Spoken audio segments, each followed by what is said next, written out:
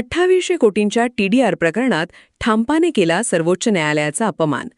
येऊरच्या पायथ्याशी संजय गांधी राष्ट्रीय उद्यानाला लागून असलेल्या 193 एकर वनजमिनीवर जैविक उद्यानासाठी केवळ 8% TDR अनुज्ञेय असताना ठाणे महानगरपालिकेने 200% TDR देऊन सर्वोच्च न्यायालयाच्या स्थगिती आदेशाचा अवमान केल्याचा गंभीर आरोप राष्ट्रवादी काँग्रेस शरदचंद्र पवार पक्षाचे जिल्हाध्यक्ष मनोज प्रधान यांनी केला आहे.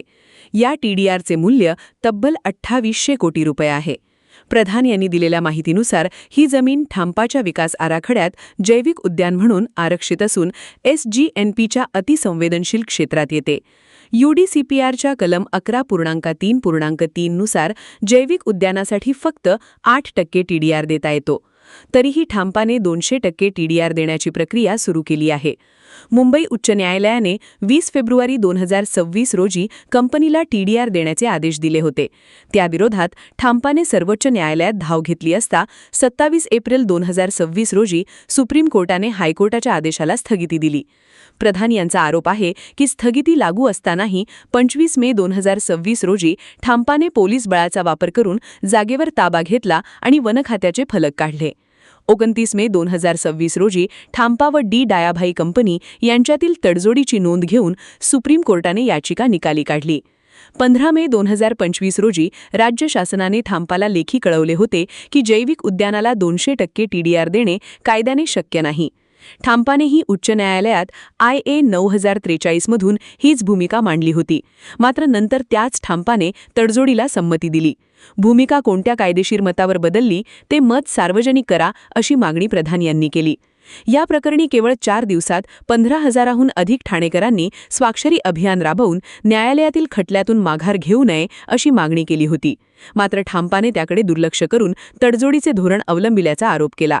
मुद्दा असा आहे की त्याच्यावर जे रिझर्वेशन टाकलं ते बायोडायव्हर्सिटी पार्कसाठी टाकलं का पार्कसाठी टाकलं, हा खूप मोठा मुद्दा आहे. त्याचं कारण असं की जर बायोडायव्हर्सिटी पार्कचं रिझर्वेशन असेल तर फक्त 8% TDR मिळू शकतो आणि जर फक्त पार्क आहे तर हे कॅल्क्युलेशन 200% जातं.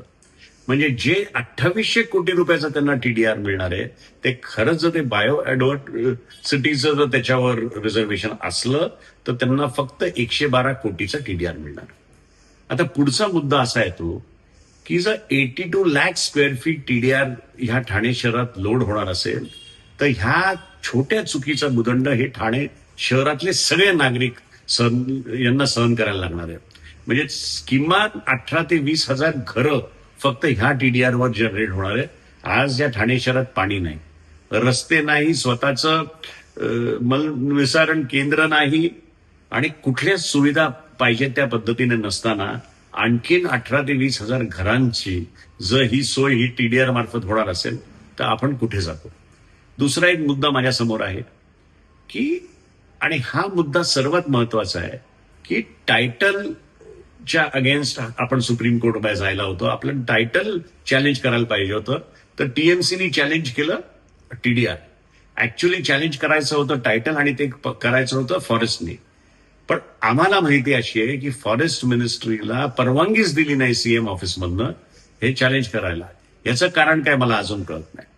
दुसरं, जेव्हा महानगरपालिका सुप्रीम कोर्टमध्ये गेली तेव्हा 20 जुलै तारीख पडली आणि तोपर्यंत TDR वर स्टे आला.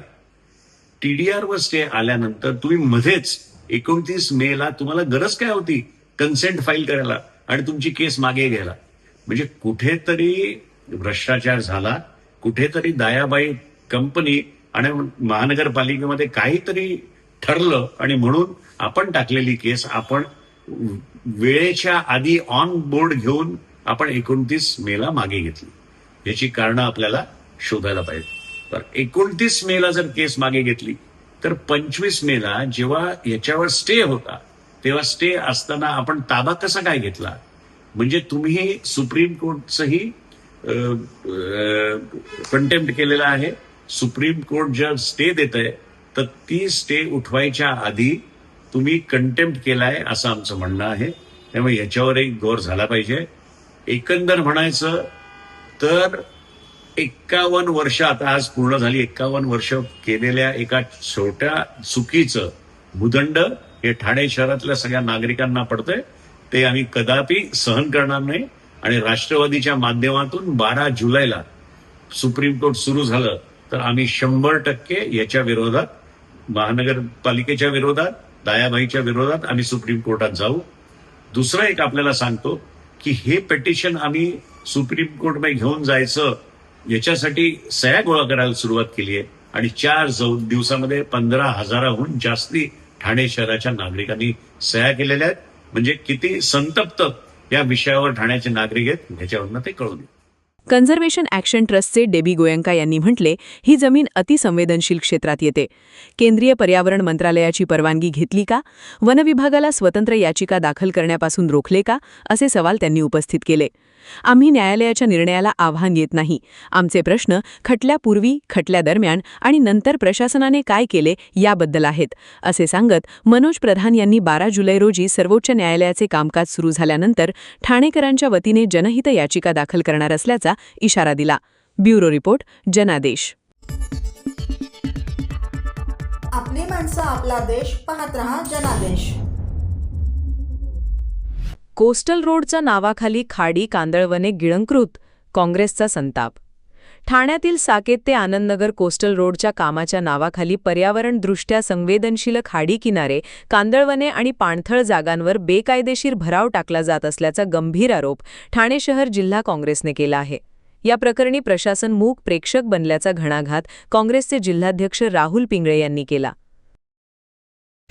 बाहेरचा गेट होता, टेम्पो आतमध्ये घेतला, गेटला लॉक मारलं, हा खाडीला असा उभा केला डेब्रिज आणि याची भरणी आता चालू आहे. लाईव्ह मध्ये आता आम्ही त्यांना पकडलं आणि हे संतोष शेठने आम्हाला सांगितलेलं आहे, हा टेम्पोचा नंबर आहे.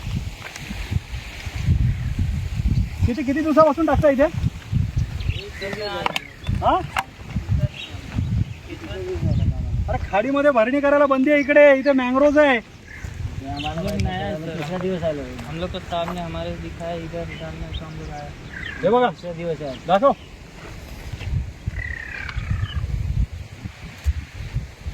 म्हणजे गेट लावलंय, गेटवरती माणूस बसवलाय, आतमध्ये टेम्पो आला की गेट बंद करायचा आणि अशा प्रकारची भरणी अख्खं हे सगळं भरलेलं आहे. डम्पिंग, म्हणजे प्रशासनाचं काहीच लक्ष नाही याच्याकडे. महानगरपालिकेचं पूर्णपणे दुर्लक्ष आहे. घनकचरा विभाग, हा कचरा कुठे टाकला जातोय, कुठे फेकला जातोय? नाले सफाईतला गाळ मँग्रोव्ह वरती टाकला जातोय. इथं खुलेआम भरणी, हे डम्पिंगच उघडलं इकडे. खाडीच्या बाजूला खाडी बुजवायला घेतली. तर महानगरपालिकेच्या अधिकाऱ्यांच्या संगनमताने चाललेले जर कारवाई होत नाहीत तर महापालिका हद्दीतला भाग आहे. हे बघा, ही 2 जण आम्ही नवीन आहे. आम्ही आणि हा टेम्पो कुठे उभा केलाय बघा. ही मागची खाडी दाखवा, ही समोर खाडी, खाडीमधली भरणी, हा टेम्पो. प्रशासन आता तरी कारवाई करणार आहे का झोपेचं सोंग घेणार आहे या ठिकाणी? काँग्रेसने म्हटले आहे, खाडी परिसरातील कांदळवने ही पूर नियंत्रण, जैवविविधतेचे संरक्षण आणि पर्यावरणीय संतुलनासाठी नैसर्गिक कवच आहेत. मात्र दिवसाढवळ्या राडारोडा, कचरा आणि गाळ टाकून या जागा बुजवल्या जात आहेत. वारंवार तक्रारी व पुरावे देऊनही प्रशासनाकडून कडक कारवाई होत नसल्याने नागरिकांमध्ये तीव्र नाराजी आहे. राहुल पिंगळे यांनी इशारा दिला, साकेत, बाळकुंग, कोलशेत, ढोकाळी, वाघबेळ, कासार, वडवली आणि आनंदनगर परिसरातील पाणथळ जागा नष्ट झाल्यास त्याचा थेट परिणाम पूरस्थितीवर होईल. नैसर्गिक जलसाठे बुजवल्यामुळे भविष्यात हजारो नागरिकांच्या जीवित व मालमत्तेला धोका निर्माण होऊ शकतो. या प्रकरणात भरणी माफिया, कंत्राटदार आणि जबाबदार अधिकाऱ्यांवर फौजदारी गुन्हे दाखल करावेत. तसेच नष्ट केलेल्या कांदळवनांचे व पाणथळ क्षेत्रांचे तातडीने पुनरुज्जीवन करावे, अशी मागणी काँग्रेसने केली आहे. ब्युरो रिपोर्ट, जनादेश. पर्यावरणाच्या विनाशावर विकासाचा मुलामा देण्याचा प्रयत्न ठाणेकर सहन करणार नाहीत. प्रशासनाने तातडीने कारवाई न केल्यास काँग्रेस रस्त्यावर उतरून तीव्र आंदोलन करेल आणि गरज पडल्यास न्यायालयाचे दरवाजेही ठोठावेल, असा इशारा काँग्रेसने दिला. भविष्यातील पूरस्थितीची आणि पर्यावरणीय हानीची संपूर्ण जबाबदारी प्रशासनावर राहील, असाही आरोप त्यांनी केला आहे. ब्युरो रिपोर्ट, जनादेश. आपली माणसं, आपला देश. पाहत रहा जनादेश. सर्व नागरिकांना आवाहन करण्यात येत आहे की सध्या डासांमार्फत पसरणाऱ्या डेंग्यू या आजाराचा प्रसार रोखण्यासाठी प्रत्येकाने पुढील प्रमाणे कार्यवाही करावी. डेंग्यू आजार एडिस इजिप्ती हा डास चावल्याने होतो. या डासांची पैदास साचलेल्या किंवा साचवलेल्या स्वच्छ पाण्यामध्ये होते. 8 दिवसांपेक्षा जास्त दिवस पाणी उघडे व साचून राहिल्यास त्यात डास अंडी घालतात. अंड्यांच्या अळ्या तयार होऊन पुढे डास तयार होतात. यासाठी आपल्या घरातील पाणीसाठे उदाहरणार्थ बॅरल्स, पिंपे, टाक्या, हौद, रांजणे इत्यादी दर आठवड्याला रिकामे करून घासून पुसून कोरडे करून पुन्हा भरावे. 1 दिवस कोरडा दिवस म्हणून पाळावा.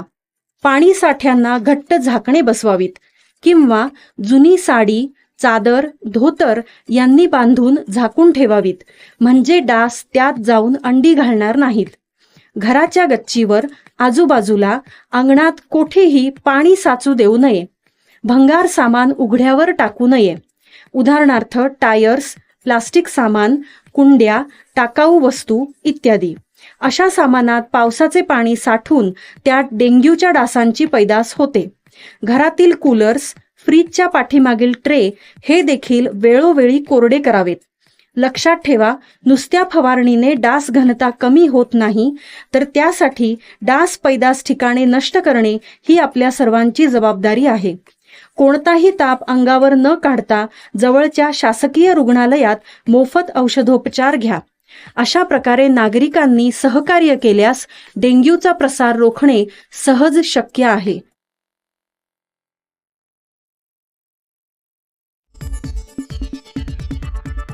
आपली माणसं, आपला देश, पाहत रहा जनादेश.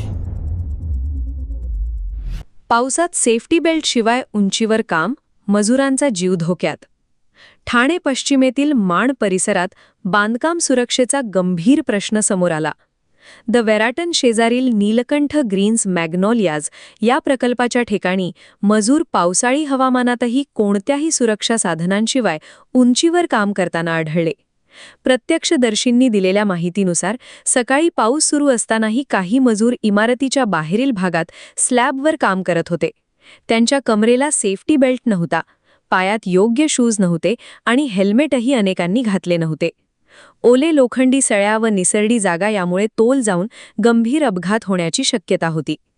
बांधकाम कामगार सुरक्षा कायदा व महाराष्ट्र इमारत व इतर बांधकाम कामगार नियमांनुसार 2 मीटरपेक्षा जास्त उंचीवर काम करताना safety belt, helmet, safety net व इतर संरक्षक साधने बंधनकारक आहेत. पावसाळ्यात विजा, वारा आणि निसरड्या पृष्ठभागामुळे धोका आणखी वाढतो. या प्रकारामुळे स्थानिक रहिवासी व सामाजिक कार्यकर्त्यांनी संताप व्यक्त केला आहे. एका मजुराचा जीव गेला तर जबाबदार कोण? बिल्डरनी आणि ठेकेदाराने मजुरांच्या सुरक्षेला प्राधान्य द्यायलाच हवे, अशी प्रतिक्रिया एका नागरिकांनी दिली. सध्या कामगार विभाग व ठाणे महापालिकेच्या बांधकाम विभागाने तातडीने या साईटची पाहणी करून सुरक्षा नियमांचे उल्लंघन करणाऱ्यांवर कारवाई करावी, अशी मागणी होत आहे. कोणतीही दुर्घटना घडण्यापूर्वी सेफ्टी ऑडिट, प्रशिक्षण व सर्व सुरक्षा साधने उपलब्ध करून देणे गरजेचे आहे.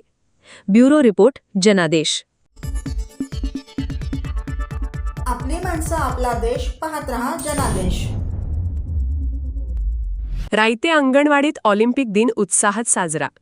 महिला व बालविकास विभागाअंतर्गत एकात्मिक बालविकास सेवा योजना, कल्याण ग्रामीण, रिलायन्स फाउंडेशन टीम आणि प्रथम संस्था यांच्या संयुक्त विद्यमाने रायते अंगणवाडी, कल्याण येथे ऑलिम्पिक दिन उत्साहपूर्ण वातावरणात साजरा करण्यात आला.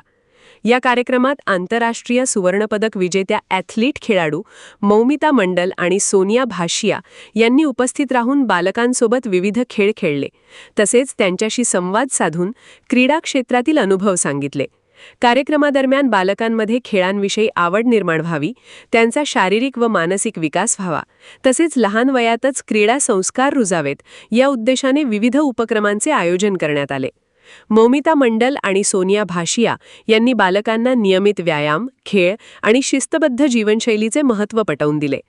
खेळामुळे आत्मविश्वास, संघभावना आणि नेतृत्वगुण विकसित होतात, असे मार्गदर्शन त्यांनी यावेळी केले. कार्यक्रमास बालविकास प्रकल्प अधिकारी धनश्री साळुंखे, पर्यवेक्षिका उषा लांडगे, प्रथम संस्थेच्या प्रतिनिधी हेमलता सासणे, रायते ग्रामपंचायतीच्या सरपंच समिता संतोष सुरोशी, तसेच रिलायन्स फाउंडेशनचे प्रतिनिधी, अंगणवाडी सेविका, पालक आणि ग्रामस्थ उपस्थित होते. यावेळी प्रथम संस्थेच्या वतीने बालकांना विविध प्रकारची पुस्तके भेट देण्यात आली. मुलांमध्ये वाचनाची आवड निर्माण व्हावी, कल्पनाशक्ती आणि ज्ञानवृद्धी व्हावी या उद्देशाने पुस्तकांचे वितरण करण्यात आले. तसेच बालकांना विविध खेळांची माहिती देऊन त्यांचा प्रत्यक्ष सहभागही घेण्यात आला. रायते ग्रामपंचायतीच्या सरपंच समिता संतोष सुरोशी यांनी अशा उपक्रमांमुळे ग्रामीण भागातील बालकांना प्रेरणा मिळते, तसेच त्यांच्यामध्ये क्रीडा आणि शिक्षणाबाबत सकारात्मक दृष्टिकोन निर्माण होतो, असे सांगितले. Social media influencer Akshay Yadav यांनीही कार्यक्रमास भेट देऊन उपक्रमाचे कौतुक केले. बालकांच्या सर्वांगीण विकासासाठी महिला व बाल विकास विभाग, स्वयंसेवी संस्था आणि सामाजिक संस्थांनी एकत्रितपणे राबविलेला हा उपक्रम प्रेरणादायी असल्याचे त्यांनी नमूद केले. कार्यक्रमात बालकांनी उत्स्फूर्त सहभाग नोंदविला. खेळ, संवाद, पुस्तक वाटप आणि विविध मनोरंजक उपक्रमांमुळे ऑलिम्पिक दिनाचा उत्सव स्मरणीय ठरला. बालकांमध्ये क्रीडा, वाचन आणि आरोग्यदायी जीवनशैलीबाबत जागरूकता निर्माण करण्यासाठी अशा उपक्रमांचे महत्त्व मोठे असल्याचे यावेळी उपस्थित मान्यवरांनी सांगितले. ब्युरो रिपोर्ट, जनादेश.